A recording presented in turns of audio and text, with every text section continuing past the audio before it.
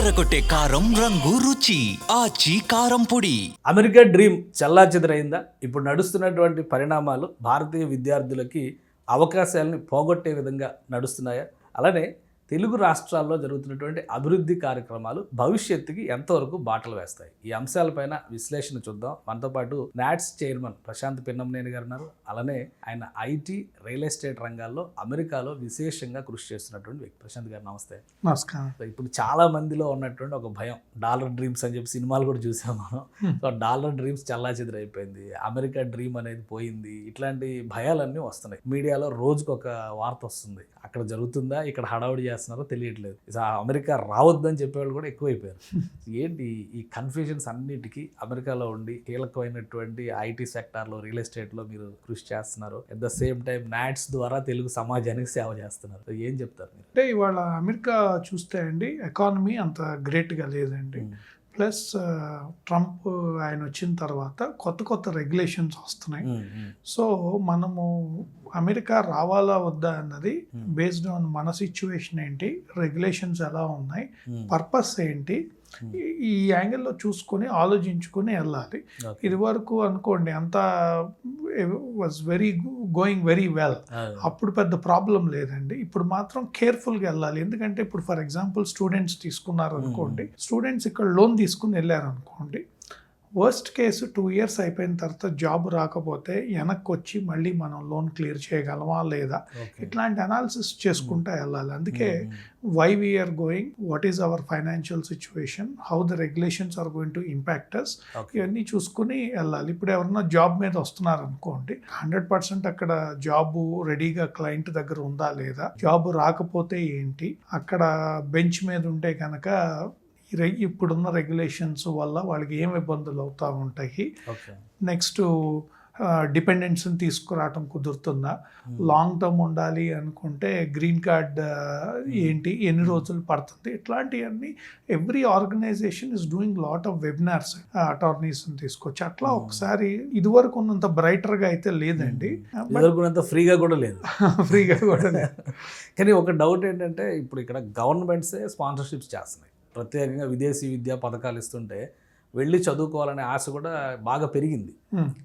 ఇది ఎంతవరకు సూటబుల్? మనకి విదేశీ విద్యా స్కీమ్ ద్వారా అక్కడికి వెళ్ళి చదువుకుంటే అక్కడ ఆపర్చునిటీస్ ఉంటాయా, లేదా ఇక్కడ నుంచి వెళ్ళి కేవలం ఆ విద్యకు సంబంధించి 2 ఏళ్ళు 3 ఏళ్ళు చదువుకొని వెనక్కి వచ్చేసేటువంటి పరిస్థితే ఉంటుందా? ఏం చెప్తారు దానికి? అంటే యుఎస్ ఒకటే కాదండి, there are lot of other countries, అవి ఎక్స్ప్లోర్ చేయాలి. మనము ఎక్కువ మంది మనకు తెలిసిన వాళ్ళందరూ యుఎస్లో ఉంటారు కాబట్టి మనం అది కన్సిడర్ చేస్తాం. ఇలాంటప్పుడు new way of thinking, new డైరెక్షన్లో చూసుకుని వేరే కంట్రీస్లో ఎలా ఆపర్చునిటీస్ ఉన్నాయి, అక్కడికి వెళ్తే మనకి చదివిన తర్వాత జాబ్ వస్తుందా లేదా అనేది ఒక మార్గం. రెండోది ఏంటి అంటే, మనము ఇప్పుడు చాలా ఎమర్జింగ్ టెక్నాలజీస్ వచ్చేసినాయి. Either you take artificial intelligence, quantum computing, digital twins etcetera.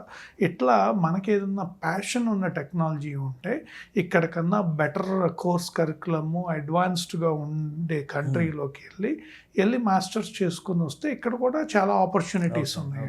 మీరు సాఫ్ట్వేర్ రంగం నుంచే ఉన్నారు. ఇప్పుడు మీరు చెప్పిన 3 ఎక్కువ మాట్లాడుతున్నారు. ఏఐ కావచ్చు, డీప్ టెక్ కావచ్చు, క్వాంటమ్ కావచ్చు, వీటి గురించి పదే ఏపీలో అయితే అసలు హోరెత్తిపోతుంది.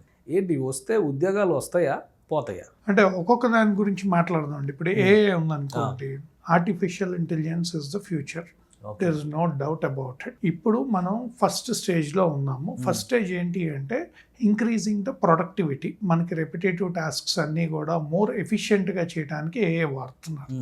నెక్స్ట్ స్టేజ్ ఏంటి అంటే ఎంటర్ప్రైజ్ లెవెల్ అడాప్షన్. ఏఐ యుఎస్లో కూడా it is going into enterprise level. Enterprise లెవెల్లోకి వెళ్ళినప్పుడు మనకి జాబ్స్ పోతాయా అన్నది కరెక్ట్ ఇది కాదండి. కాకపోతే every person have to upgrade and learn AI skills. ఇప్పుడు కొంతమంది ఒక స్పెసిఫిక్ టెక్నాలజీలో ఉన్నారు, ఫర్ ఎగ్జాంపుల్ డేటా ఇంజనీరింగ్లో ఉన్నారండి. సో వాళ్ళు డేటా ఇంజనీరింగ్ ప్లస్ ఏఐ నేర్చుకోవాలి. ఇప్పుడు జావా ప్రోగ్రామర్స్ ఉన్నారు, ట్రెడిషనల్ ప్రోగ్రామింగ్ కాకుండా Java programming to write AI modules or Module, programs అట్లా ఎవ్రీ స్కిల్ సెట్లో మీరు చూసుకుంటా ఉంటే మీరు ఏ టెక్ ప్రోడక్ట్ మీద వర్క్ చేసినా on top of it AI ఉండాలి. కానీ అన్నిటికీ ఏ ఒక ఎడిషనల్ క్వాలిఫికేషన్ అవ్వబోతుందా అంటే మీరు చెప్పిన దాని ప్రకారం ఇప్పుడు ఏదో ప్రాంప్ట్ ఇంజనీరింగ్ అంటున్నారు, అవును. ఏది చెప్పాలన్నా ఏకి ఏం చెప్పాలో ముందు మనకు తెలియాలి కదా. అవును. సో ఇదంతా ఒక టెక్నాలజీ ఒక కొత్త శకం కింద మారిపోతుంది అంటున్నారు. డెఫినెట్గా అండి. అంటే ఎప్పుడు కూడా ఎవల్యూషన్ ఇస్ ఇంపార్టెంట్, రైట్? మనం చూస్తే when we're very small kids floppy disks ఉండేవి, రైట్? ఏమైంది, then it transformed into hard disks, floppy disk, CDs, I'm sorry, CDs, hard disks. Storage కూడా చూస్తే అప్పట్లో 256 KB అంటే చాలా ఉండేది, ఇప్పుడు టెరాబైట్స్ లో ఉంది. సో డెఫినెట్ గా technology will evolve. Technology evolve అవుతున్నప్పుడు మనం ఎవాల్వ్ అవ్వకపోతే మనం వెనకబడిపోతాం. ఫర్ ఎగ్జాంపుల్ మెయిన్ ఫ్రేమ్స్ ఉంది. మెయిన్ ఫ్రేమ్స్ అనేది ఎప్పుడు 40 years 50 years కింద మెయిన్ ఫ్రేమ్స్ అనేవాళ్ళు. ఇప్పటికీ మెయిన్ ఫ్రేమ్ టెక్నాలజీ ఉంది, కాకపోతే దాంట్లో నుంచి కంపెనీస్ అన్ని మైగ్రేట్ అయిపోయి మోర్ సాస్ బేస్డ్ సొల్యూషన్స్కి ఇట్లాంటి వాటికి వచ్చారు. సో ఎప్పుడు కూడా టెక్నాలజీతో పాటు మనం కంటిన్యూస్ లెర్నింగ్ అనేది మనం పెట్టుకోకపోతే వెనకబడిపోతాము. అప్పుడు వెనకబడిపోయినప్పుడు ఒక్కసారి జాబ్ పోతే మళ్ళీ రావటం అనేది చాలా కష్టం. ఓకే, సో మీరు ఇంత డీప్గా చాలా క్లియర్గా అందులో ఇన్వాల్వ్ అయ్యేలా చెప్పారు. ఇప్పుడు క్లారిటీ వచ్చింది ఏఐ గురించి. మీ ప్రస్థానం ఎలా స్టార్ట్ అయింది అసలు ఈ సాఫ్ట్వేర్ వైపు వెళ్ళేటువంటి క్రమంలో? మీరు ఆంధ్ర నుంచి ఏదో ఒక విలేజ్ నుంచి వెళ్ళి ఉంటారు కదా, సో అప్పుడు ఇవన్నీ ఆలోచించి ఇంత ప్లానింగ్తో వెళ్ళి ఉంటారా? నాకు అంత ప్లానింగ్ లేదండి. నేను మాది చెన్నూరు, గుడివాడ. నేను లాస్ట్ బెంచ్ స్టూడెంట్. లాస్ట్ బెంచ్లో ఉండి మీరు అమెరికాలో 25 ఏళ్ళ నుంచి రాజ్యం చేస్తున్నారంటే మామూలు రాజ్యం ఏం చేయట్లేదు. I believed in always 2 things అండి. ఒకటి హార్డ్ వర్క్ అండ్ డిసిప్లిన్, ఈ రెండు ఉన్నాయి. అండ్ నాకు I'm very passionate about technology. ఈరోజు కూడా నేను I continuously learn, I attend lots of conferences. So ఎప్పటికప్పుడు టెక్నాలజీ అప్డేట్ చేసుకుంటూ ఉంటాను. నేను వెళ్ళిన తర్వాత ఒక చిన్న కంపెనీలో జాబ్ చేసేవాడిని, ఒక డెవలపర్ కింద కష్టపడ్డాను. వీకెండ్స్ కూడా 7-8 years 9 years కంటిన్యూస్ వీకెండ్స్ కూడా పని చేసుకుంటా ఉండి I became a chief technology officer of that company. So అట్లా కొద్దిగా ఏదో టెక్నాలజీ అక్కడక్కడ ఎలా ఉంటుంది. మీరు చెప్పిన పాయింట్స్ వింటే చాలా డీప్గా వెళ్ళారు మీరు సిస్టంలోకి. సో ఇప్పుడు ఆంధ్రప్రదేశ్లో మీరు అప్పుడు వెళ్ళినప్పటికీ ఇక్కడ అంత టెక్నాలజీ ఉండకపోయి ఉండొచ్చు. ఇప్పుడు ఆంధ్రప్రదేశ్లో టెక్నాలజీ గురించే మాట్లాడుతున్నారు, డీప్ టెక్ గురించి, డీప్ టెక్ యూనివర్సిటీస్, ఇన్స్టిట్యూషన్స్ అంటున్నారు, ఏఐ రిలేటెడ్, ఆల్రెడీ క్వాంటమ్ గురించి చాలా ఎక్కువ మాట్లాడుతున్నారు. ఏంటి క్వాంటమ్ కంప్యూటర్స్ కానీ క్వాంటమ్ టెక్నాలజీస్ కానీ వస్తే మన దగ్గర అసలు అంత ఎవల్యూషన్ చేసేంత స్కిల్స్ ఉన్నాయా? ఆంధ్రానే కాదండి, తెలంగాణలో కూడా మాట్లాడుతున్నారు టెక్నాలజీస్. ఇది వరకు ఎలా ఉండేది అంటే టెక్నాలజీ అంటే ఏదో US లాంటి కంట్రీస్లోనే ఉండేదండి. Now everything has changed. నేను మొన్న VIT అమరావతికి వెళ్ళాను స్టూడెంట్స్తో. వాళ్ళకి మేము స్టార్టప్ కాంపిటీషన్ పెట్టాం నాట్స్ ద్వారా. I'm amazed to see how creatively they have developed products in health care sector. అది చూసినప్పుడు నాకు ఏమనిపించిందంటే ఈ గ్రోత్ ఇన్ టెక్నాలజీ, ఇన్నోవేషన్ ఇదివరకు అమెరికాలో అయ్యి తర్వాత ఇండియా వచ్చేది. ఇవాళ ఉన్న పరిస్థితుల్లో మనకు అమరావతి లాంటి ఊరు లేకపోతే నిజామాబాద్ లాంటి ఊర్లో అక్కడి నుంచి కూడా మనం ఇన్నోవేషన్స్ చేయొచ్చు, ఈ టెక్నాలజీస్ని బిల్డ్ చేయొచ్చు అనేది. ఎందుకంటే everything is available in the internet. Okay, so అట్లా చూస్తే I strongly believe that we don't need to wait for countries like US వేరే కంట్రీస్ కాకుండా మనము మన ఇండియాలో మన రాష్ట్రాలు కూడా మెట్రోపాలిటన్ సిటీసే అక్కర్లేదు, సెకండ్ లెవెల్ సిటీస్లో కూడా plenty of people are using technology. ఒక చిన్న ఎగ్జాంపుల్ చెప్తాను. మొన్న మేము గుడివాడలో మెడికల్ క్యాంప్ చేసామండి. గుడివాడలో మెడికల్ క్యాంప్ చేసేలా వచ్చేపాటికి ఒక డాక్టర్ గారి దగ్గర చేసే అసిస్టెంట్ అయిపోయే లోపల ఇన్స్టాగ్రామ్లో రీల్స్ చేసేసాడండి మొత్తం. ఆ క్వాలిటీ ఎలా ఉందంటే I was amazed. Okay, so అంటే చూడండి టెక్నాలజీ అడాప్షన్ ఎట్లా ఉంది. ఆయన చేసేదేమో హెల్త్ కేర్ సెక్టర్లో media related work with quality with perfection చేశారు.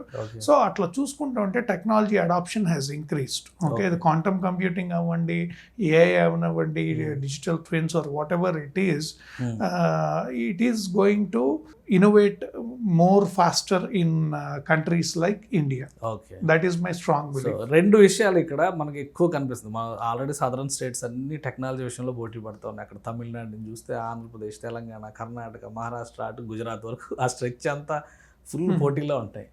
మీరు ఏపీ నుంచి రిప్రజెంట్ చేశారు, మీ రూట్స్ అన్నీ ఏపీ నుంచి ఉన్నాయి కాబట్టి ఏపీలో ఇప్పుడు టెక్నాలజీ గురించి జరుగుతున్నటువంటి డిస్కషన్స్ ఒకటి క్వాంటమ్ వ్యాలీది ఆల్రెడీ ఒక క్లారిటీ ఇచ్చారు. ఇప్పుడు వైజాగ్లో గూగుల్ డేటాబేస్ సెంటర్స్ వస్తే మొత్తం సినారియో మారిపోతుంది, ఇది దేశానికి గ్లోబల్ హబ్ అవుతుంది అంటున్నారు. ఇంకోవైపు నుంచి రాజకీయంగా వచ్చే విమర్శలు ఎలాగో వస్తాయి. బట్ అసలు ఏంటి ఈ గూగుల్ డేటా సెంటర్స్ రావడం వల్ల జరిగే పరిణామాలు ఎలా ఉండొచ్చు? రాజకీయంగా నేను మాట్లాడినండి, బట్ గూగుల్ డేటా సెంటర్ రావటం అనేది అయితే మాత్రం if it comes and happens it's a huge plus. Okay. అంటే డేటా సెంటర్స్కి వాళ్ళు చాలా పారామీటర్స్ చూస్తారండి. జియోగ్రఫికల్ కండిషన్స్ చూస్తారు, ఎలక్ట్రిసిటీ చూస్తారు, కంప్యూటింగ్ పవర్ చూస్తారు. గూగుల్ డేటా సెంటర్ రావటం వల్ల వేలకు వేలు జాబ్స్ వస్తాయా అంటే I don't believe in. But అలాంటి సెంటర్స్ రావటం వల్ల మీకు ఆ పక్కన ఉన్న సబ్సిడరీస్ అన్ని బాగా గ్రో అవుతాయి అండి. మొత్తం టోటల్ ఎకో సిస్టమ్ పెరుగుతుంది. ఇప్పుడు సపోజ్ హార్డ్వేర్ పర్చేసెస్ చేయాలి, ఎలక్ట్రిసిటీ రిలేటెడ్ ఇంప్రూవ్ అవుతుంది.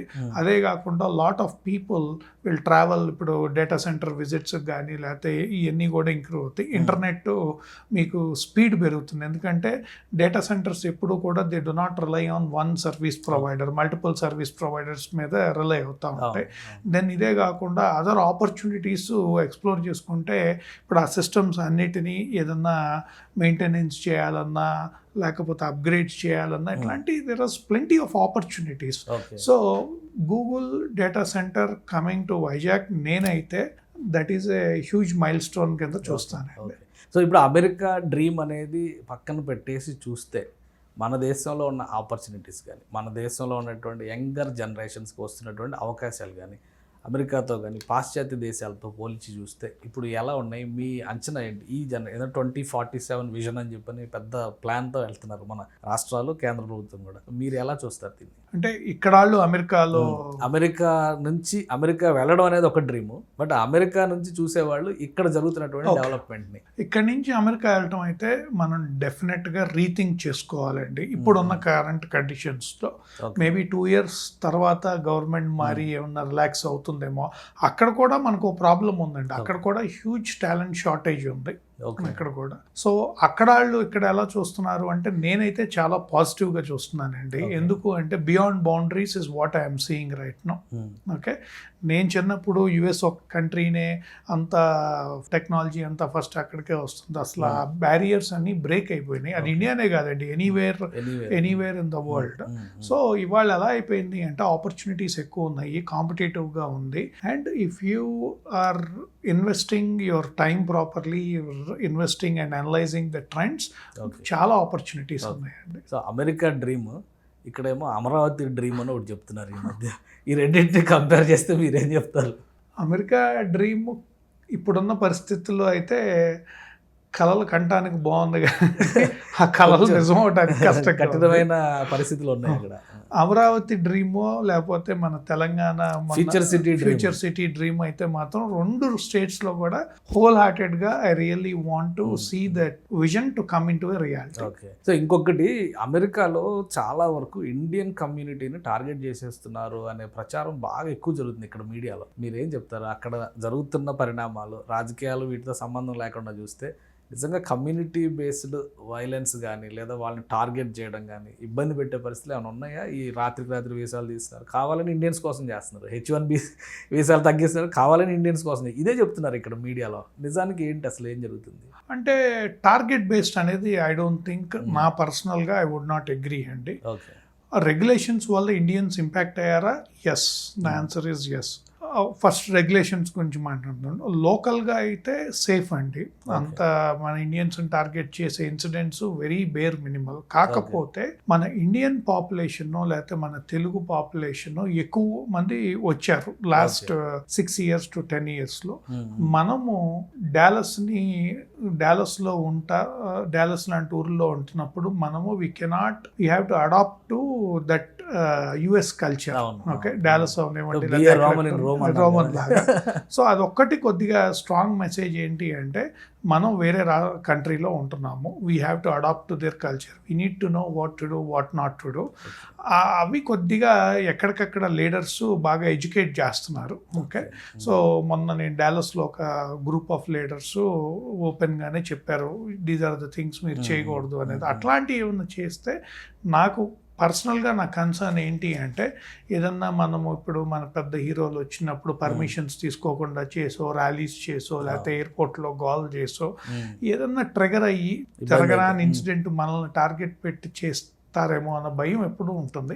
దాన్ని అవాయిడ్ చేయాలి అంటే ఇర్రెస్పెక్టివ్ ఆఫ్ ఆర్గనైజేషన్స్, ఏ ఆర్గనైజేషన్ అయినా కూడా వాళ్ళందరూ కూడా ఎప్పటికప్పుడు ఎడ్యుకేట్ చేసి యంగర్ జనరేషన్స్ 20 to 25 వచ్చే వాళ్ళకి ఎప్పటికప్పుడు ఎడ్యుకేట్ చేస్తా సివిక్ సెన్స్, సోషల్ సెన్స్ ఉండి జాగ్రత్తగా చేసుకోమని మనం ఎడ్యుకేట్ చేయాల్సిన రెస్పాన్సిబిలిటీ మనకు ఉందండి. సో ఆ జాగ్రత్తలు తీసుకుంటే ముందు అసలు మన మీద ఏ టార్గెట్లు రావంటారు. డెఫినెట్గా కదండి. అంటే ఎక్కడో ర్యాండమ్గా ఎప్పుడో జరుగుతాయి కానీ మనం ఎవరిని బాధ చేయనప్పుడు వై వుడ్ ఇట్. సో ఇప్పుడున్న కండిషన్స్లో మంచి టాలెంట్ ఉండి మంచి ఆపర్చునిటీస్ కోసం చూస్తూ అమెరికా రావాలి అనుకునే వాళ్ళకి మీరు ఏం మెసేజ్ ఇస్తారు ఫైనల్గా? అంటే డిపెండ్స్, వర్క్ ఆర్ స్టడీ అనేది. స్టడీ ఆర్ వర్క్, ఎందుకంటే ఫస్ట్ స్టడీ కోసం వెళ్దాం అనుకుంటారు, నెక్స్ట్ ఆపర్చునిటీ వెతుక్కోవడం. లేదంటే ఆపర్చునిటీ ఇక్కడ ఉండగా ఇక్కడ ఐఐటీలో ఉన్నారనుకోండి, క్యాంపస్ రిక్రూట్మెంట్స్ ద్వారా కూడా ఆఫర్స్ వచ్చేస్తున్నాయి కొంతమంది. సో ఆన్సరింగ్ ఐఐటి నుంచి క్యాంపస్ ఇంటర్వ్యూస్ ద్వారా వస్తే 100% రిస్క్ తక్కువ. ఓకే, ఎందుకంటే మీకు అక్కడ ఉన్న కంపెనీ డైరెక్ట్గా మిమ్మల్ని ఇక్కడి నుంచి హైర్ చేసి H1B ఫైల్ చేసో, లేకపోతే ఇంకేమన్నా specialized visas if they have papers and all ఉంటే కనుక చేసి తీసుకెళ్తే దానికి అసలు భయపడాల్సిన అవసరం లేదు. ఓకే, ఇంకొకటి ఏంటి అంటే ఏదన్నా కంపెనీలో జాయిన్ అయ్యి L1 ఉంటుంది, which is intra company transfer, అది కూడా భయపడక్కర్లేదు. కమింగ్ బ్యాక్, స్టూడెంట్స్ మాత్రం వచ్చేవాళ్ళు చాలా అనలైజ్ చేసుకోవాల్సింది ఏంటి అంటే మాస్టర్స్ అయిపోయిన తర్వాత ఉద్యోగం వచ్చేస్తుంది అనుకుంటే మాత్రం ఇప్పుడున్న పరిస్థితిలో టఫ్గా ఉంది. అక్కడున్న వాళ్ళకే కొంతమందికి ఎక్స్పీరియన్స్ పీపుల్కి జాబ్స్ పోతున్నాయి, వాళ్ళకి పోతేనే టైం పడుతుంది, అక్కడ లే ఆఫ్స్ జరుగుతున్నాయి. సో కొద్దిగా అదొక్క స్టెప్ మాత్రం జాగ్రత్తగా ఆలోచించుకుని వెళ్ళాలి. స్టూడెంట్స్ వచ్చేవాళ్ళు మనం అక్కడ మాస్టర్స్కి వెళ్ళి జాబ్ రాకపోయినా వెనక్కి వచ్చి ఇక్కడ మన ఏమైనా లోన్స్ ఉంటే క్లియర్ చేసుకొని వెళ్ళేలాగా ఉంటే కనుక రావచ్చు అంటే. సో అలాంటి పరిస్థితులు లేకపోతే రిస్క్ చేయొద్దంట. థ్యాంక్ యూ ప్రశాంత్ గారు విశ్లేషించినందుకు. ఇది ప్రశాంత్ గారు చెప్తున్నారు, అమెరికా డ్రీమ్ అనేది ఇప్పటికీ అలానే ఉంది, చెక్కు చెదరలేదు. కానీ కొన్ని పరిమితులు ఏర్పడ్డాయి, ఆ పరిస్థితులు అర్థం చేసుకుంటే కనుక ప్రశాంతంగా అమెరికా రావచ్చు అని చెప్పని ఆయన చెప్తున్నారు. దీంతోపాటు ఇక్కడ Amaravati dream, future city dream, ఇవి ఖచ్చితంగా ఫ్యూచర్ని మార్చేటువంటి నిర్ణయాలు కాబోతున్నాయి. ఎక్కడికక్కడ టెక్నాలజీకి తగ్గట్టుగా స్కిల్స్ అప్గ్రేడ్ చేసుకుంటే అద్భుతమైన ప్రపంచాన్ని భవిష్యత్తులో చూడడానికి అవకాశం ఉంటుందని ఆయన విశ్లేషిస్తున్నారు. ఇది స్పెషల్ డిస్కషన్. Keep watching.